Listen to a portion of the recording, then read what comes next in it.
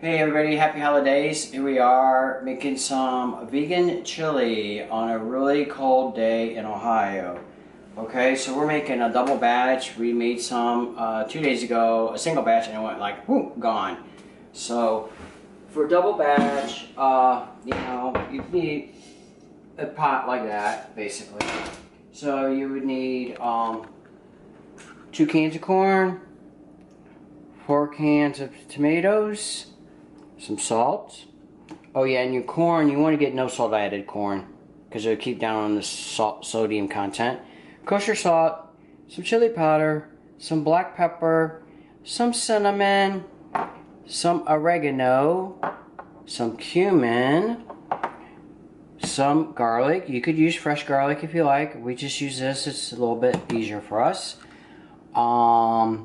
This is what we would use for a single batch right here. So we got 2 large onions and quite a few peppers here. And it could vary, you know, like I was saying, if you're not a real onion lover, again, this is a double batch. So a single batch would only be that much, okay? It will serve a family of 4 to 6 people easily. So I'm going to get chopping this stuff up and we'll show you the next stuff that you have to do, okay? Okay, so we got our pot here. I diced up the onions. It looks like a lot, but they're going to cook down. And you put about a tablespoon of oil in here. There we go. Medium heat on your stove. And then you're going to put these in the pot. And you're going to let them cook for like 2 minutes or until they're somewhat clear. And then right after the next step is I'm going to cut up the peppers. So I'll see you in a few minutes. Okay, we're back. Let me see, where's my spoon? Here it is, right there. As you can see, they have cooked down quite a bit. Probably half the volume now. Okay. So the next thing you want to do is we use mini sweet peppers. Okay, you can use bell peppers if you want. In the summertime, we grow our own peppers in the back.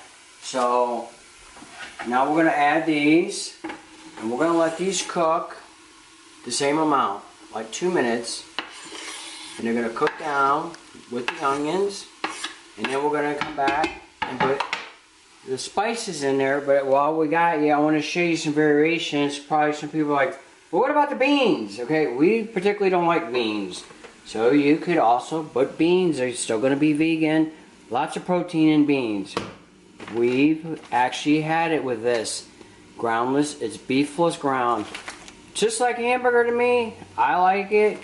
Sometimes we use it, sometimes we don't. So that's another variant. You could add this to it. Or you could also add lentils to your chili. Or you could add one or all of it and have a really chunky chili. But this is going to be a chunky chili. Trust me. So the next step is going to be adding the spices. So we'll see you in a couple minutes. Okay, we got all the spices in. And that's what it looks like. See if you can see it in there. Can you see it in there? Mm-hmm. Okay. Alright. So as you can tell, it's cooked down real good. We added all the spices, and except for the salt and the pepper, and we'll put the amounts online for you. Now the next step you want to do is you want to add 1 can of your tomatoes. And the best way to do this is pour quickly. That way you don't splatter everywhere. I worked in a private Italian restaurant, and we used to make our homemade spaghetti sauce, and you know, it's a trick. If you pour it quick, it won't, like, if you go like this, plop, plop, plop, it's going to go plop, plop, plop everywhere. So anyways, the reason you do that, and then you give it a good, you hear the scraping? What you're trying to do is get that stuff up off the bottom.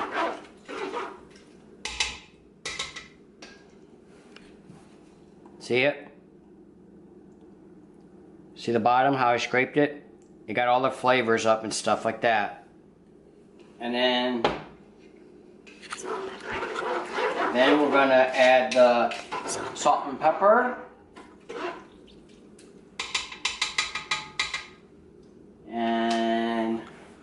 you just add it to flavor, or a teaspoon of we use kosher salt. You don't need too much salt in your system. And then you just put some pepper in there, grind it up.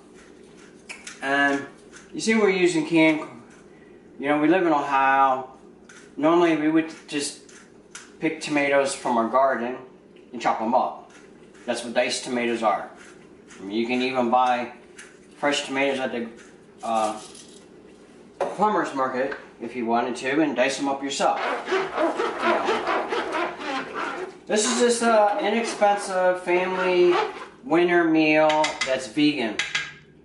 Now we want to let that cook for a couple minutes, and then we'll be back to add the rest of the ingredients.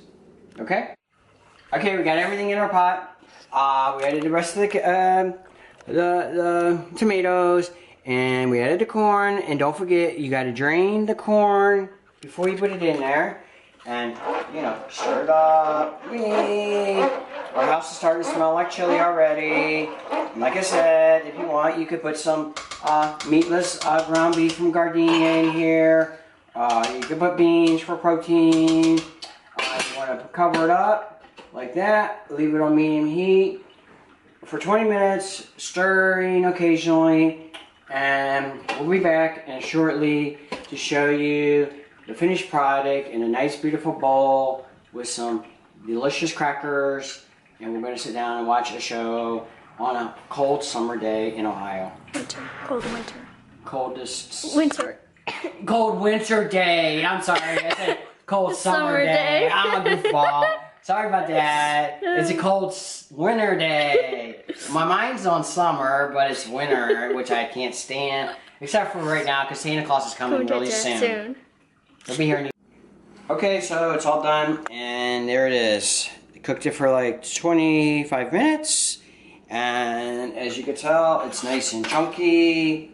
It's like, you know, the onions cooked down, stuff like that. And like I said, if you like beans, lentils, you could add any of that stuff. But the flavor of this is outstanding. It's the cinnamon and the cumin with the chili powder. It gives it a really good taste. And I just like to use mine with plain Ritz crackers on a cold winter day, watching a show with some friends or with your kids. You know, 4 days, 5 days till Christmas. Everyone sits around, have a bowl of chili, talk about Santa Claus, and stuff like that. So, I hope you enjoyed our vegan chili recipe, and we have lots more of really great holiday items coming up.